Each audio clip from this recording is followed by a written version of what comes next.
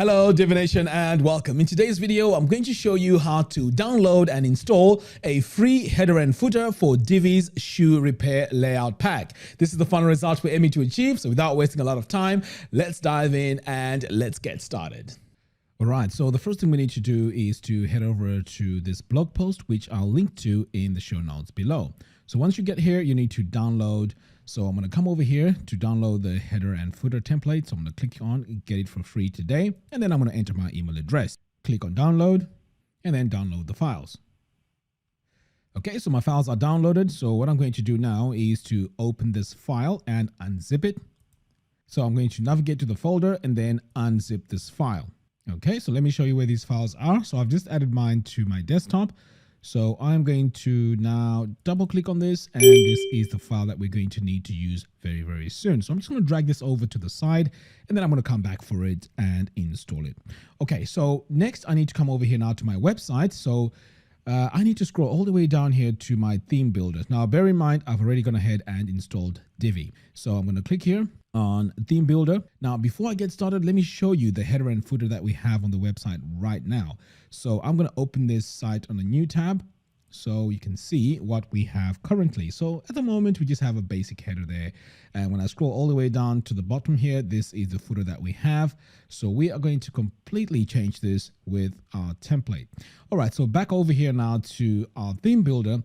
What I need to do next is to add that file that I've just downloaded. Now, remember, it's now on my desktop, but in your case, this could be anywhere on your computer. Okay, so to install this, you want to click here on portability. Okay, next click on import, and then now it's time to import that file that we just downloaded. And bear in mind that this is unzipped, so it needs to be unzipped, because if it's zipped, it won't work. So I'm just going to drag it over here, or you can just click here and navigate it manually. All right, so with these two options checked, I'm going to click on import Divi theme builder templates. And now I can see that my header and footer are now added onto my template. So this is what we have right now, and this is our footer. So notice what happens when I hit save changes. Okay, so now I'm just going to come back over here and refresh the page. And now we have this header. And when I scroll all the way down here, we have this new footer.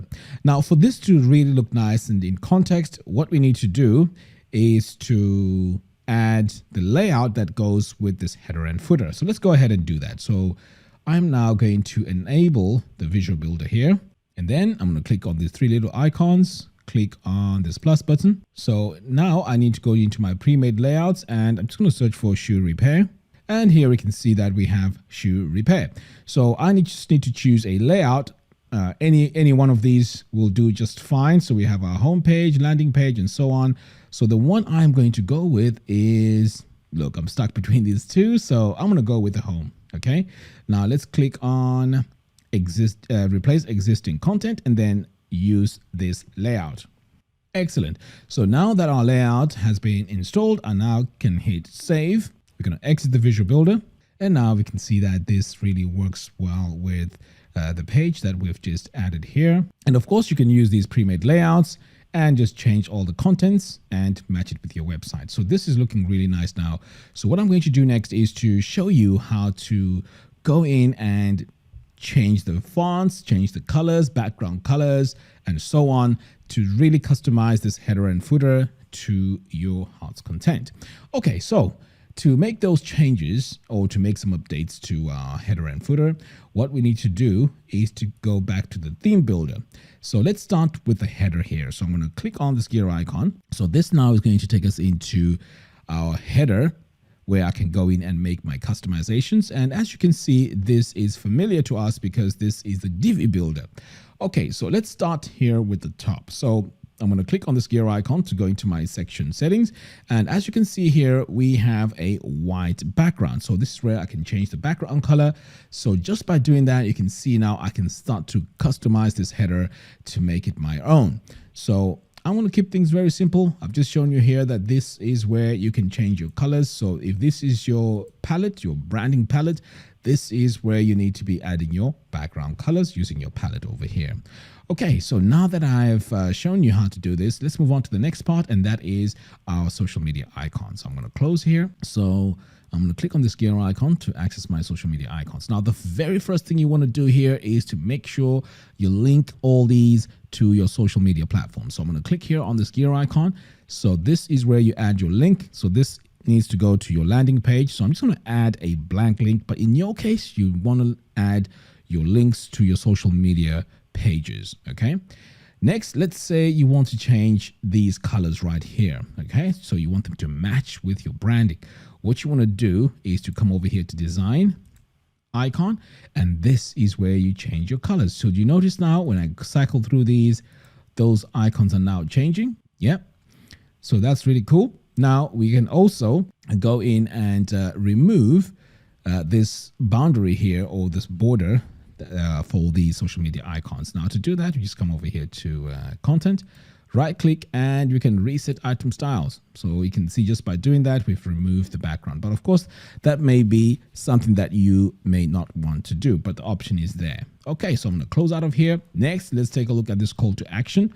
So this is going to be our button. I'm going to click on that. And again, you want to make sure that you add your URL here. So this is going to be your link URL. Fantastic. Next, if you want to customize the button itself, you can come over here to design. The settings are over here on the button. Okay, so use custom styles for button. It's already been activated. So now you can start playing around with the colors. So let's say you want a darker color. Boom, just like that. We've added our colors. And if you want to add your button background, this is where you can add your background color. So just by doing that, you're now adding your button background. So you can play around with this until you're happy with what the button looks like.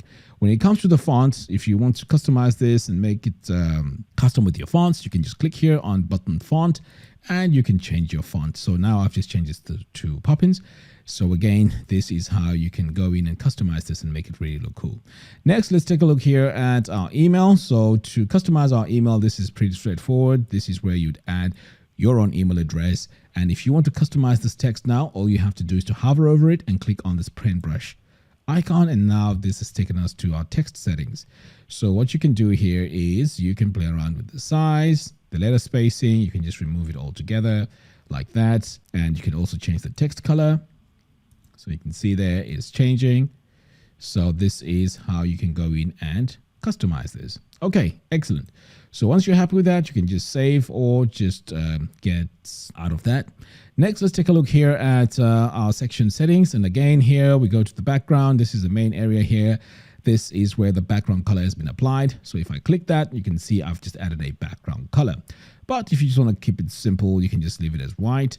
But your next changes now need to be in the rows. So to go into the rows, just click on row settings. And if you go now to the background, we notice that we have a white background color. And to prove there's a white background color, you can see when I click any color here, it's now showing in the background.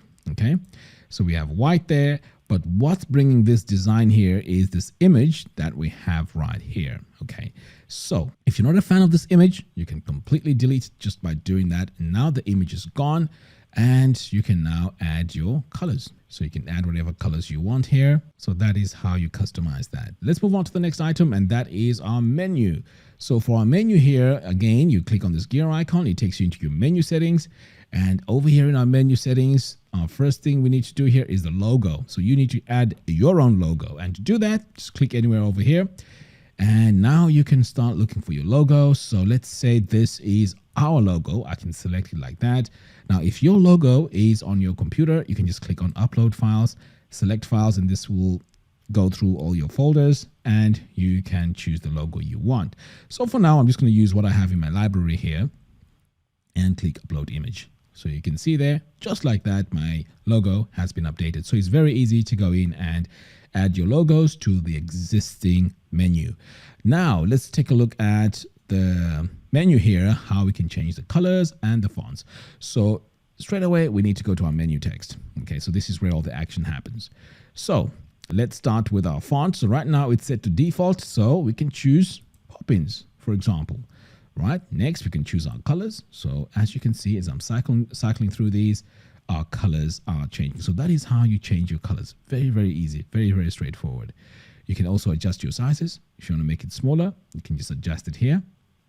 If you want to make it bigger, you can adjust it here. Next, we have our menu, letter spacing. You can reduce the letter spacing down to say 2 or whatever you want.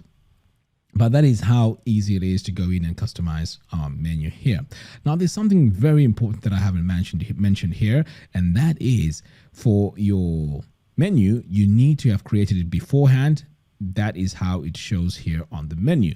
If you don't create a menu, it's just going to show you the default pages on your site. So if you really want to go in and have a menu, you need to create it beforehand, and then it's going to show on this drop down. So you can see here I have MemberPress Classroom, so I can choose this, and these are the links that will show up over here. Now it has my courses, all courses, but I'm going to stick to main menu. Okay, so that is how you customize and make changes to your header. Okay, so now let's save this and get out of here, and let's start looking at our footer. So I'm going to close out of here. Now, just like what we did before here, I'm going to click on this pencil icon. It's going to take us now to the footer, and the changes and customizations are pretty much the same. It's just that the data that we're dealing with now is slightly different. So here, let's start. So this is our image. In fact, let's go in here. We need to change this. So I'm going to click on this gear icon, and let's say you want to change your logo. You can just choose your logo from here. Boom, your logo has been updated, just like that. Next, we have this email opt-in. So for our email opt-in, you can click on this gear icon. Now, what is important here is to make sure that when people add their name, last name, email address, and they hit subscribe, they get added onto a mailing list. And for this to work, you need to connect your email service provider with the form. So let's do that. So the first thing I need to do is to show you that you can change this button here from subscribe to whatever you want. So let's say you want to call it download. There you go. Just by doing that, I've just changed my text, but I'm just going to leave it as subscribe. Next, I'm going to scroll all the way down here. Now, this is where the magic happens. You want to click on email account. And right now we have default MailChimp. But if you click on this drop down, we have many more services. We have Fluent CRM, GetResponse, FeedBurner, ConvertKit, Aweber, ActiveCampaign, and so on. So you need to have yours ahead of time, and you need to create a list, because this is the list that people are added to once they add their first name, last name, and email address in order for you to automatically send them emails. So you want to have this ahead of time. And once you connect it here, click on add, and they are added. Now on the fields here, there's also another option. If you don't want to collect the last name, you can just toggle it here, and all you have now is the first name and email. Now let's take a look at the success action. So on the success action, you can either just add a message here, a custom message that shows up when they hit subscribe, or you can have a specific page where people are directed to after they hit subscribe. So this could be a page that you create on your website. Now you have to have recreated this page beforehand in order for you to add it here. Otherwise, this won't work. So basically, that's what you need to do. In terms of designing, there's a few design options that we have here. So you can change the button. You can change the form itself. So over here, you can see the button background color is like that. You can change the button background color to that, and this will work very well. Okay, now let's move on and let's take a look here at these main titles here. So these are just text modules. So if I come over here into this first one, it says customers. So yours can be changed into anything else that you may want. It's up to you. And if you want to customize it, you can just come over here and go into the text itself. So I usually click on this paintbrush icon, and this will take me directly to the text. So right now we have a Brill fat face. So I can change this to Poppins, and this will now match, let's say, the font that you have in your website. So this is where you'd make the change. If you want to change the colors as well, you can just go in and change the colors like that. Okay, it's as easy as that. Next, let's take a look here at these links on the bottom. So again, these are all text modules. Okay, so to make a link, you can just come over here to link, add your link over here. Another way you can do it is to come over here to text and highlight it. Click here on this chain icon, and this is where you'd add your URL, just like that. Boom, done. Okay, so you want to make sure you go to each and every one of these and do the same. And also, And this is very, very important. If you don't add your links here, this will not work. So you want to make sure you link all your text modules. Okay, I'll close out of here. Finally, let's take a look here at the footer. Now, what I showed you earlier on is the same thing. You can just go in here and change and add the links to the social media platforms. These are all text modules. And over here, this is an image here in the background. And as I showed you before, you can go in and change this and totally remove the image just by deleting it.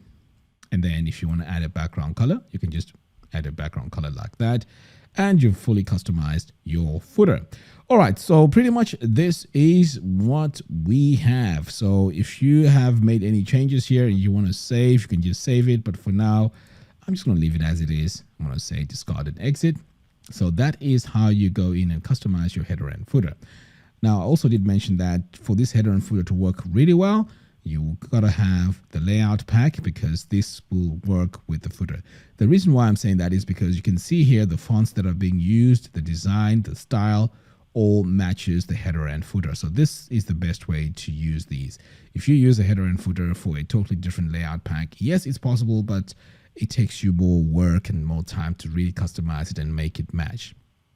So there you have it. Thank you all for watching. If you like this video, please give me a thumbs up and do follow us on our social media platforms. By doing so, you'll be notified every time we release new tutorials. Until next time, thanks for watching and I'll see you in the next video. Take care.